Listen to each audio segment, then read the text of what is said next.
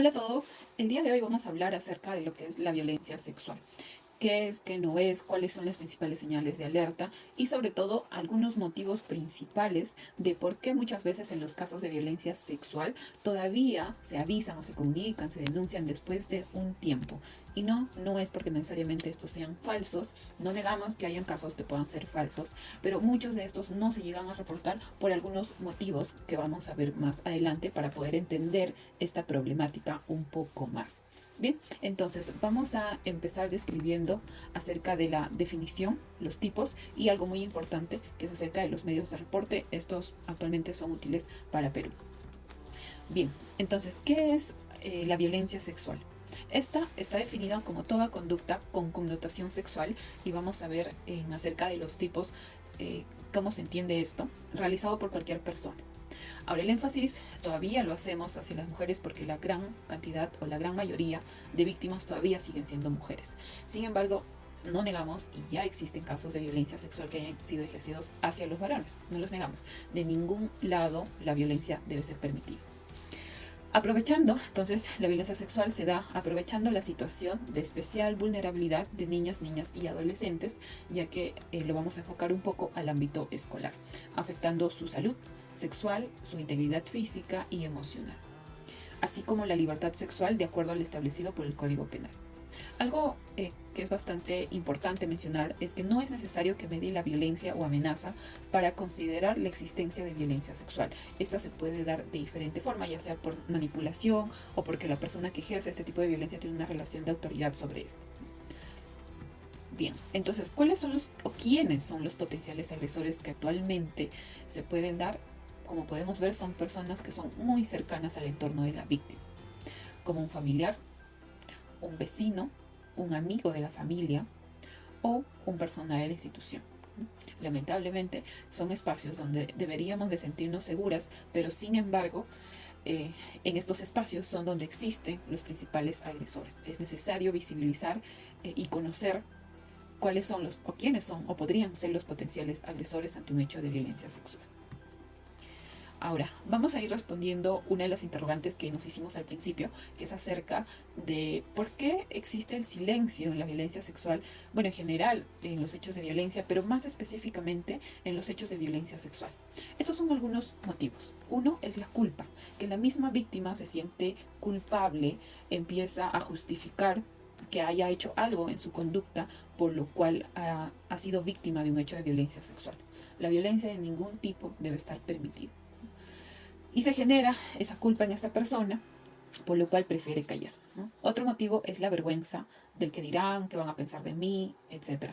Más pensando un hecho de qué es lo que pudo haber hecho la persona y no tanto procesando que fue víctima de un hecho de violencia.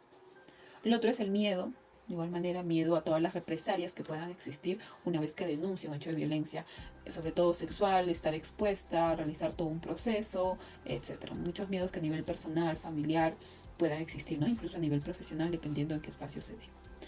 Y además también se puede generar el silencio porque este haya sido un abuso progresivo, ¿no? Que va de poco a poco, a más, a más, a más, y como ha sido progresivo, pues este no se siente o no lo procesamos que esté siendo un hecho de violencia, ¿no? Como tal en ese momento.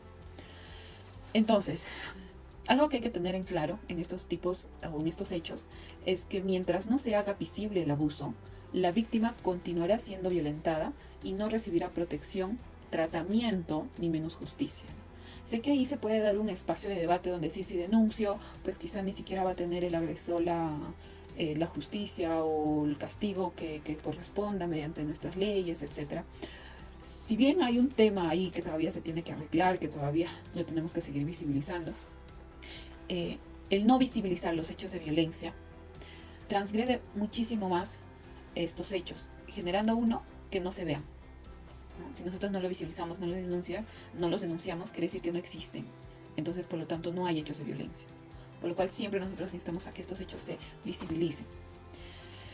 Y bueno, luego seguir el proceso que tenga que seguir, que también tenemos que seguir velando porque esto se den de la manera más adecuada, más pronta, más pertinente y oportuna posible.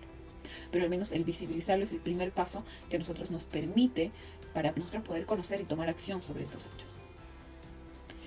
Ahora, nosotros también tenemos que estar atentos hacia las señales de alerta que puedan existir. Algunos de ellos, por ejemplo, es el incremento de pesadillas, los problemas para dormir, una conducta retraída, ansiedad. ¿Qué es la ansiedad? Es esta sensación constante de que algo malo va a pasar. ¿Sí? La depresión, rechazo a quedarse solos con alguien en particular, hay que estar bien atentos, conocimiento inapropiado para la edad acerca de la sexualidad, estas conductas hipersexualizadas que podemos ver en algunos niños, niñas o adolescentes, y se manifiesta mediante conductas y lenguajes sexualizados. Entonces eso también es importante tenerlo en cuenta y estar bastante alertas. Si somos actores de la comunidad educativa o del sector salud, pues son conductas fácilmente observables y que para ello tenemos el soporte de ciertos profesionales que nos puedan guiar cuáles son los pasos que tenemos que hacer, ¿no? En el sector de educación nosotros tenemos diferentes protocolos, en este caso todavía a la fecha existe el protocolo 5 en caso de violencia sexual de una persona adulta o personal institución hacia el estudiante y que nos avala para poder seguir todos estos pasos y poderlos darlos a conocer, ¿no? Saber qué cosas tenemos que hacer, a quiénes tenemos que reportar, etc. Y bueno, de manera general también tenemos otros mecanismos que en un momento lo vamos a ver para que podamos también estar, una vez que se presenten estas señales, pues poderlas reportar. Entonces, ¿cuáles son los tipos que nosotros vamos a ver ante un abuso sexual? Estos se pueden dar con contacto físico o sin contacto físico. Es importante reconocer estas. Bien, entonces, una de ellas que es con contacto físico, lo podemos ya reconocer que, por ejemplo, son los tocamientos, frotamientos, besos íntimos, el sexo interfemoral como tal, realización del acto o el hecho como tal. Y el otro tipo es sin contacto físico. Por ejemplo, esperar al niño, niña, adolescente cuando se viste, incitar la sexualidad del menor de edad mediante conversaciones, imágenes o contenido a través del chat, etc., ¿no? Hacer chistes o comentarios subidos de tono sobre el cuerpo de la víctima, imponer la presencia del adulto en espacios que son exclusivamente para niños, niñas o adolescentes, ¿no? El exponerlos también a contenido altamente inapropiado para su edad, también se pueden dar a través del sin contacto físico, ¿no? A través de este tipo. Entonces es darnos cuenta de que existen estos tipos y estar alertas también a este tipo de comportamiento, ¿no? Y reflexionar al respecto. Para eso es la información que le proporcionamos, ¿no? Que nosotros podamos reflexionar acerca de qué situaciones podamos haber nosotros identificado en estos espacios y pues poderlos reconocer y en todo caso nosotros educarnos al respecto para que nosotros podamos tomar las acciones correspondientes. Ahora, hace un momento hemos visto las señales de alerta en la víctima, pero ahora vamos a ver las señales de alerta en un abusador, que también existen. Por ejemplo, que un adulto insiste en abrazar, tocar, besar, hacer cosquillas, jugar las luchas, coger entre los brazos a un niño o niña, incluso cuando éste no quiere esta atención o contacto físico. Ahora, pero si yo, docente, le voy a abrazar porque lo voy a felicitar porque ganó un premio o por su cumpleaños, bueno, eso es entendible, ¿no? Es un abrazo y listo. Pero aquí menciona que insista, esa constante insistencia en abrazar, tocar, invadir su espacio físico o su espacio personal del niño, niña, adolescente ya es una señal de alerta. ¿Qué más? Con frecuencia destacar imágenes sexuales o contar chistes sugestivos o inadecuados para la edad, ¿no? De los presentes. Exponer a un niño, niña, adolescente interacciones sexuales de los adultos sin preocupación evidente. Tener interacciones secretas, por ejemplo, juegos, compartir drogas, alcohol, material sexual o pasar demasiado tiempo enviando correos electrónicos o mensajes de texto o llamando por teléfonos a niñas o jóvenes. Una cosa es llamarlos por algún punto o algún tema en concreto, sobre una tarea, sobre alguna reunión, algún comunicado. Y otra cosa es lo que se menciona aquí, ¿no? Pasar demasiado tiempo enviando mensajes o buscar esta interacción constante y sobre todo con contenido bastante sugestivo.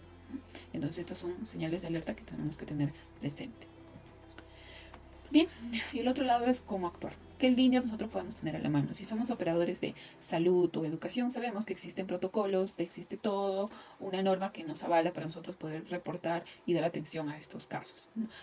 Bueno, si son operadores de justicia, con mayor razón, ¿no?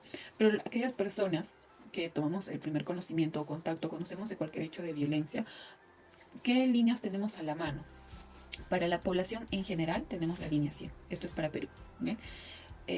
En general cualquier tipo de violencia, ¿no? Y la otra línea, que es específica para el sector educación, o sea, no quiere decir que si yo no trabajo no lo puedo reportar, no, quiere decir que específicamente son para casos de violencia escolar. Así yo no esté directamente relacionado con un espacio escolar, pero conozco de un hecho de violencia escolar, de un vecino, de un primo, de un sobrino, etcétera, puedo reportarlo a esta línea, que es la línea Si Se Ve, el número que está ahí, que es el 0800 76 88 8. Y aquí podemos reportar no solo hechos de violencia sexual, sino también física y psicológica, ¿no? Tenemos la plataforma, tenemos la línea y estos son mecanismos ágiles que a la fecha tenemos que los podemos reportar y dar a conocer. Es totalmente gratuito a ambas líneas. Bien, entonces espero que les haya servido esta información. Si necesitan quizá información adicional al respecto, conocer un poco más o quizá profundizar sobre algunos temas que hemos tocado el día de hoy u otros, pues lo pueden dejar en la sección de comentarios. Esto es todo, muchísimas gracias.